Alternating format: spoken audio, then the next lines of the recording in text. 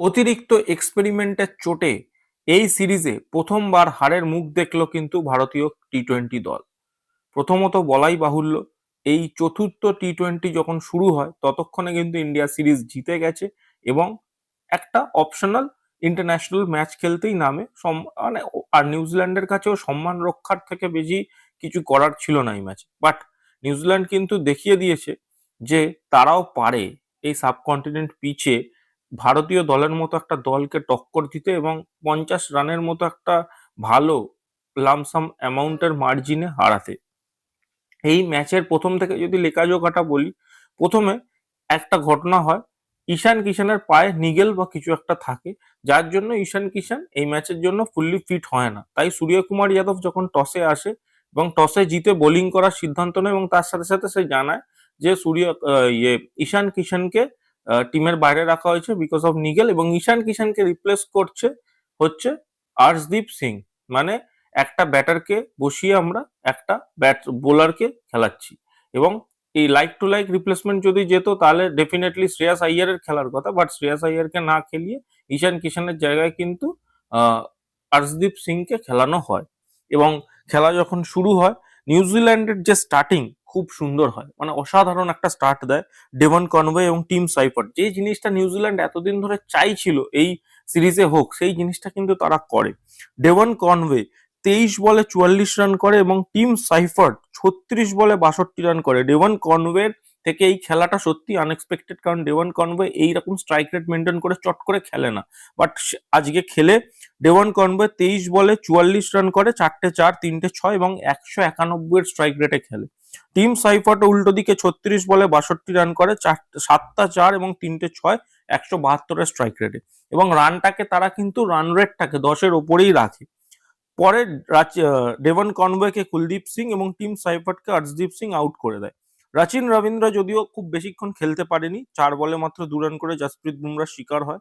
Glenn ফিলিপসও খুব যে ভালো খেলেছে বলা যায় না, 16 বলে 24 রান করে, 3টে 4 1টা 6। কুলদীপ যাদব তাকেও আউট করে দেয় এবং মার্ক চাপম্যানকেও কিন্তু রবি বিষ্ণই 8 বলে 9 রানের স্কোরে আউট করে দেয়।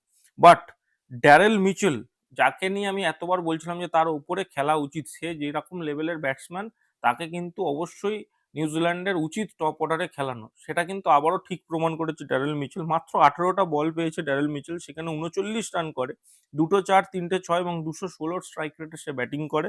মিচেল স্যান্টনারও 6 বলে 11 এবং ফোকসও 6 বলে 13 রান করে। বাট এইরকম মিলিয়ে ঝুলিয়ে তাদের রানটা 215 রান হয়ে যায় 7 উইকেটের বিনিময়ে। যদিও এই 215 রান আমি বলবো ভারতীয় দল অনেক ভালো কাজ করেছে, কারণ যে লেভেলে স্টার্টটা দিয়েছিল ডেভন কনওয়ে আর টিম সাইফার্ট, সেই জায়গা থেকে 215 রানে 20 ওভারের মধ্যে আটকানো নিউজিল্যান্ডকে আমি বলবো ভারতীয় বোলারদেরই জয় ছিল এক প্রকার।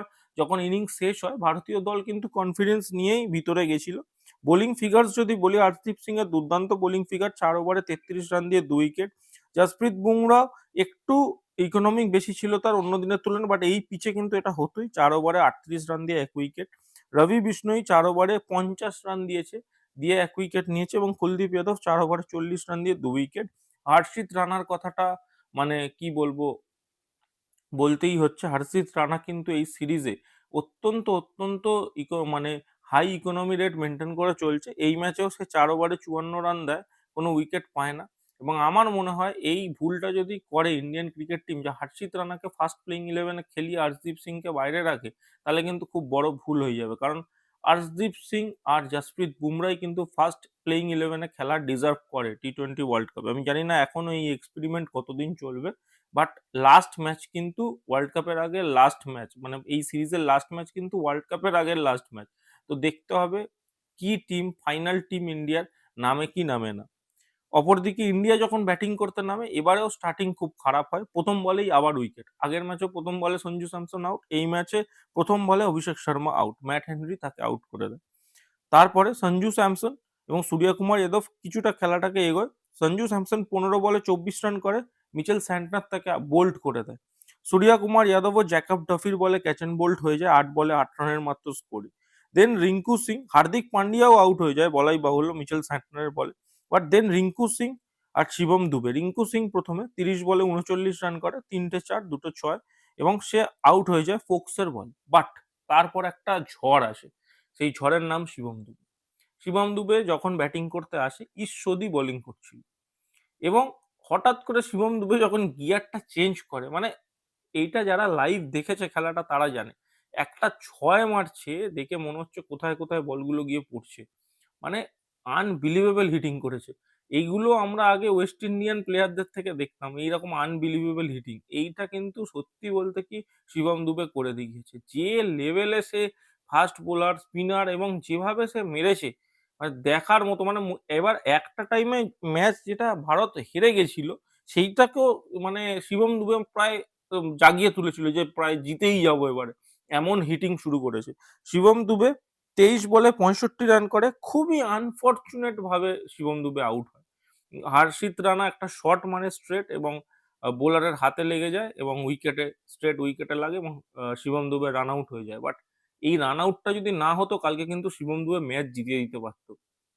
আনবিলিভেবল ফর্মে শিবম দুবে ছিল, মানে 14 বলে হাফ সেঞ্চুরিও করে নেয় এবং রেকর্ডের ইকুয়াল চলে আসে সে।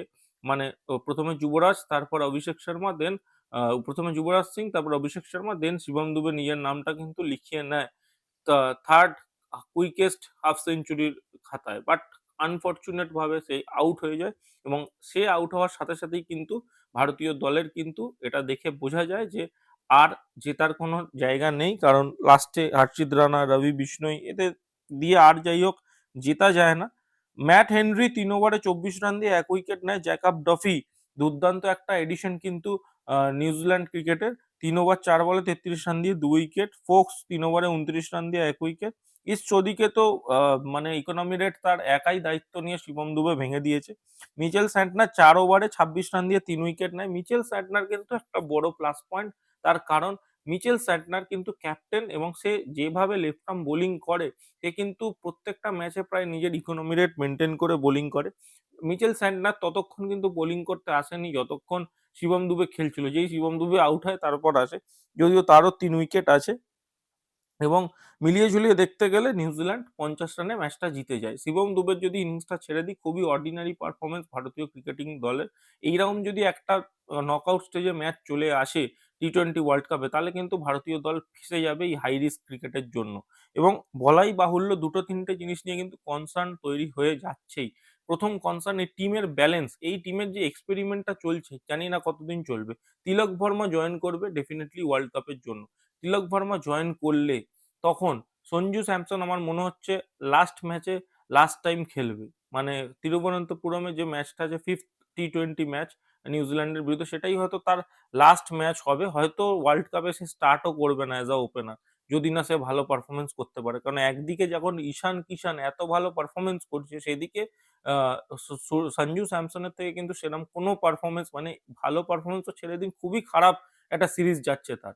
এবং বলাই বাহুল্য, যদি এই ঘটনা ঘটে তাহলে কিন্তু ঈশান কিষান এবং অভিষেক শর্মাকেই আমরা হয়তো টি-20 ওয়ার্ল্ড কাপে ওপেন করতে দেখতে পারি। 3 নম্বরে তিলক ভার্মা তো এলে, তিলক ভার্মা আসবেই, এবং 4-এ সূর্যকুমার যাদব, 5 নম্বরে দেখার বিষয় রিঙ্কু সিং খেলে না হার্দিক খেলে, এটা অপশনাল। বাট এই টিমটার টপ 3 কিন্তু এরকমই হবে, যদি না সঞ্জু স্যামসন লাস্ট ম্যাচে কিছু পারফরমেন্স করে দেখায়।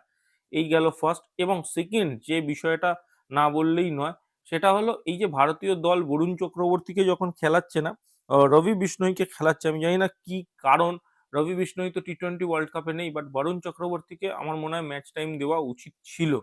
এবং যেটা বলার বিষয়, টিমে 2 নম্বর ফাস্ট বোলার কে থাকবে, কারণ ফাস্ট বোলার জাসপ্রীত বুমরা হবে, এটুকু একদম শিওর, এটুকু একদম কনফার্ম।